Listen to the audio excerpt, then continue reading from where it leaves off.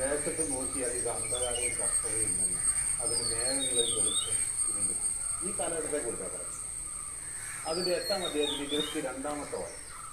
ഭൂമിയിൽ നോക്കുമ്പോൾ കഷ്ടതയും അന്ധകാരവും സങ്കടവുമുള്ള തിമിരവും കാണും. സൂര്യനിലേക്ക് അവരെ തള്ളിക്കളയും.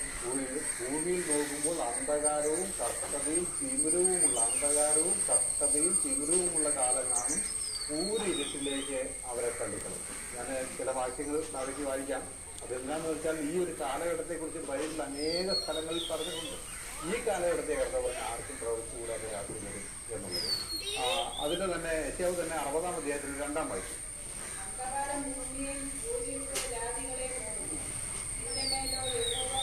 നിന്റെ മേലെ യഹോവ ഉദിക്കുന്നു പറഞ്ഞ ഇസ്രായേലിന്റെ മേലുള്ള കാര്യമാണ്. അന്ധകാരം ഭൂമിയെയും ഊരിരുട്ട് ജാതികളെയും മൂടിക്കളയും. ഒരു കാലഘട്ടമാണ്.